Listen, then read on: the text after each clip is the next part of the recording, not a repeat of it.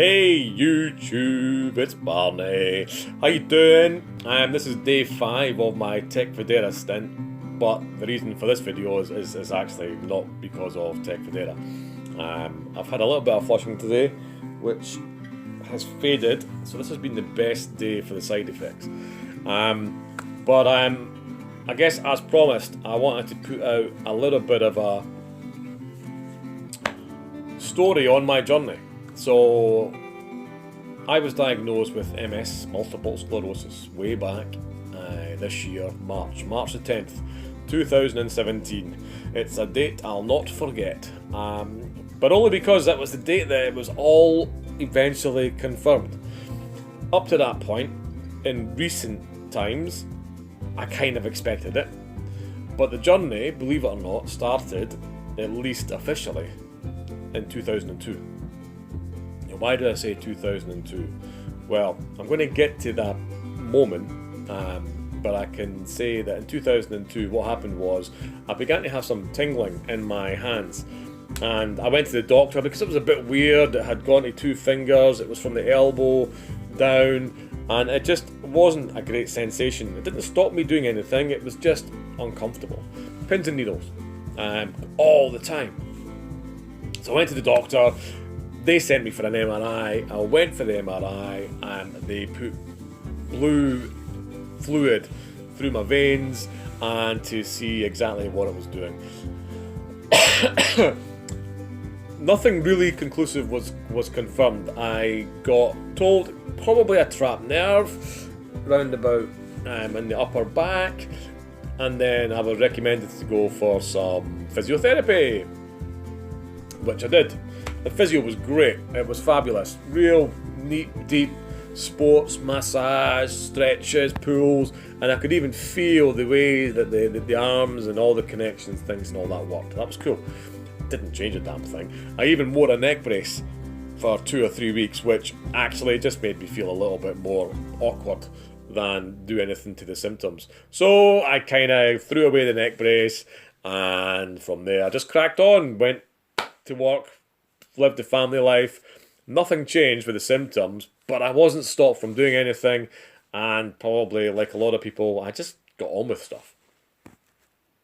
After that, so probably a couple of years passed, probably a couple of years passed, and I began to get sensations in my right hand. So it was a case of, that's a bit odd, both hands have got this whole thing going on.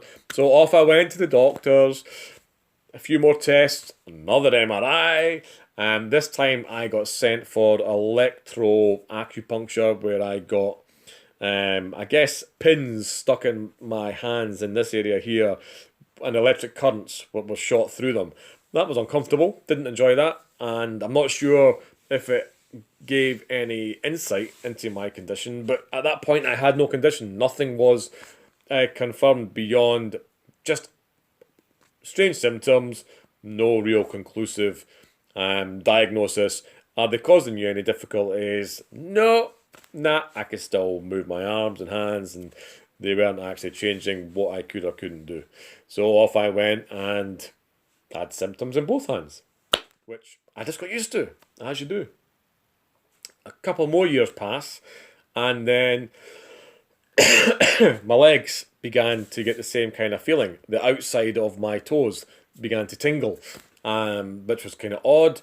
Again, I thought, well, you best go get it checked out. So I did, and nothing at all. So we're probably, this is 2002, I'm probably now looking at 2012. So I've been to the doctors 2 or 3 times. I've probably had 2 or 3 MRIs, various physio, various, I've had acupuncture in my back, I've had electrolysis, whatever it might be called, electropulse through my arms, but nothing confirmed, nothing discussed beyond, don't know what's wrong, let's see if we can find out. Legs again, I've changed doctors through the years because I've moved around the UK, and I suppose the story has kind of stopped and started, and really the doctors have got no real understanding of who I am beyond the case notes that they keep referring to. So anyway, legs, same issue. and that feeling begins to spread, and from there, another MRI, hurrah! But still nothing conclusive, nothing's confirmed, nothing's discussed beyond what it could be. It's just unusual. Is it stopping you from having any mobility issues? No, nothing, absolutely nothing. I can continue and crack on as normal. Moving on a pace, and there's a few things in hindsight that I'll probably come back to, so if I remember, I'll tell you about them. Which now in hindsight, it's like, oh God, why didn't I talk about them as symptoms?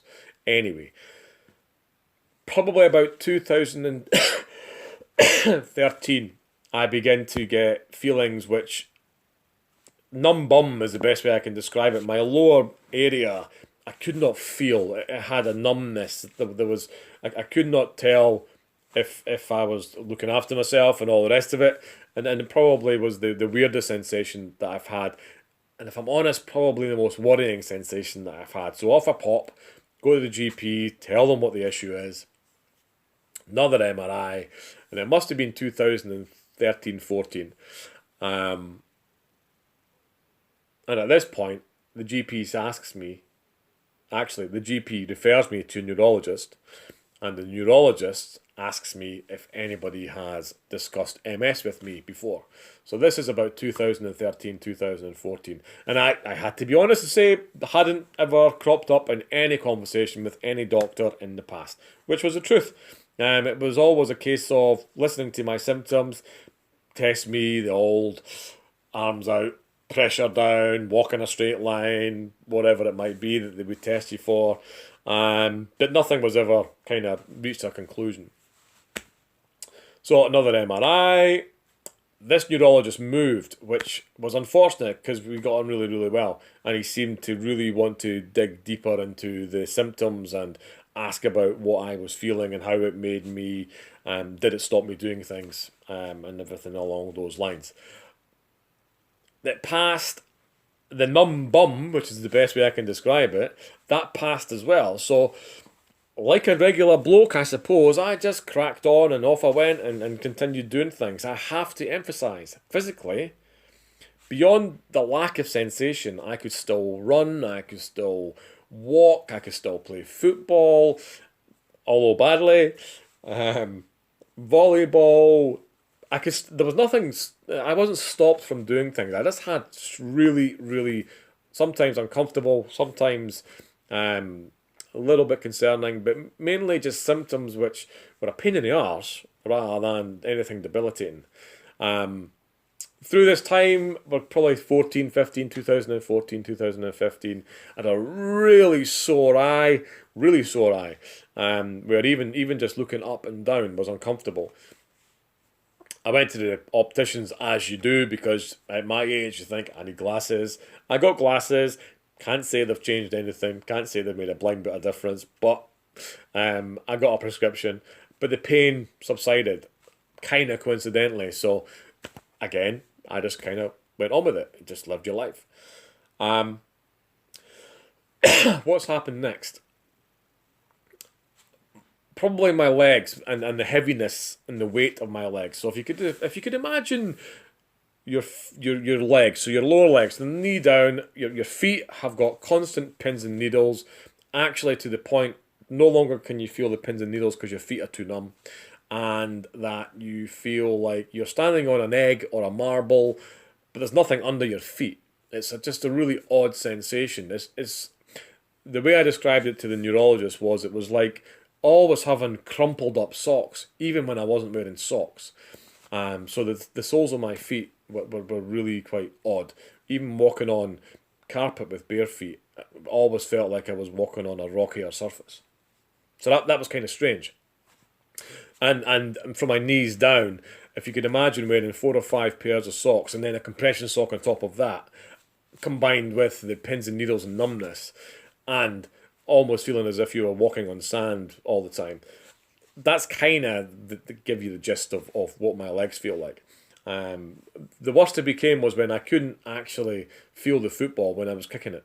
That was the oddest thing, when I would play football on a Monday night with the lads up in McDermott Park, and I just could not feel the ball. I knew it was there and I knew I was hitting it, but I couldn't actually feel that that contact. Anyhow, more MRIs, a new neurologist, and we're beginning to talk more and more about multiple sclerosis, MS. But at this point, she refers me for a lumbar puncture. If you've had a lumbar puncture and it was a breeze, I'm so pleased for you. For me, the lumbar puncture, the less said, the better. I did not enjoy it one bit. However, it did come back with the bands, the OJ bands, I think they are, which basically just confirmed what everybody was leading to. And I was leading to it as well because I had been on Dr. Google, I'd been reading loads of stuff, I'd been on various websites, the MS Society, Shift MS, listening to lots of YouTube videos about my MS story. Thank you for everybody on there because it really helped. Even though we've all got fairly unique symptoms, I could tell. I just knew even before the doctor said this is MS. I had already understood it was going to be the outcome. It was just too many things were leading to that way. Anyway, so hindsight. I said I was going to talk about hindsight. So in 2002, when I went to the doctor for the first time for those tingly fingers, the doctor then had put in the notes. Now, whether it was the doctor or the specialist, I don't know. And it really makes no difference because it didn't make any difference to me. Back then, had actually noted that MS was a possibility. I did not know that. And you know what? I suppose I fitted the profile. I would have been in my early 30s. I lived in the northern hemisphere where there's less sunlight, the vitamin D deficiencies, etc. But I guess because of all my moving around the country from in Scotland all the way through England and all the way back up, the consistency of my story and the ability of any GP to have a good known knowledge of who I was and the conditions and symptoms I had. They didn't have that. The other things that I would look back on hindsight now is that there was a period in 2014 where I found myself walking but drifting to the right. I wasn't stumbling, I wasn't falling over my feet, but I was just really conscious. I'd be walking down the street and I would always find myself veering off to the right. I wasn't consciously wanting to go that way. I just found myself drifting over. Tightness, soreness, pain in the chest. Wow. Again, until I'd heard of the MS hug, I thought it was either really, really bad heartburn. I even thought I was maybe going to have a heart attack, but my blood pressure and everything was fine. That was all tested. And that was an incredible, and when it happens, it's an incredible pain and tightness and tenseness, which you can do nothing about apart from just let it pass. And it does pass. What else? Memory, words. Sometimes when I am having a conversation, I will struggle to finish the conversation, or I'll forget what it was we were talking about, or there's a word that I want to say and I'll say a similar word or a similar sounding word, but it won't be the right word, or at times I just can't even find the bloody word. And that's a real frustration. That for me is probably the thing that I've tried to develop myself most, because I work with people all the time and I work in groups of people all the time and I have to speak a lot to these people all the time, and I just have found a way to control that and just move on and not get myself anxious or uptight about it. I think the other thing that I do have an issue with is emotional swings. I can be a moody bastard. I like to think I'm actually quite easy-go-lucky and quite good-humoured most of the time, but I can be a grouch. And maybe I am a grouch. Maybe it's got sod all to do with MS. Who knows? But I do think that emotionally sometimes my moods are dragged down, and I've got to work really hard to stay on the positive, because there can be no reason for it at times. I just end up in that kind of dark space, and that can be a frustration. So, where am I now? 2017, day 5, Tecfidera treatment. So this is November. I was diagnosed in March. My intention is with Tecfidera to keep going with it, because I want to see what it does. So far, not a lot apart from giving me flushing. I understand that it won't change the symptoms that I have. They're stuck with me. They're residual, in so much as I've got those symptoms, and those symptoms are pretty much fait accompli.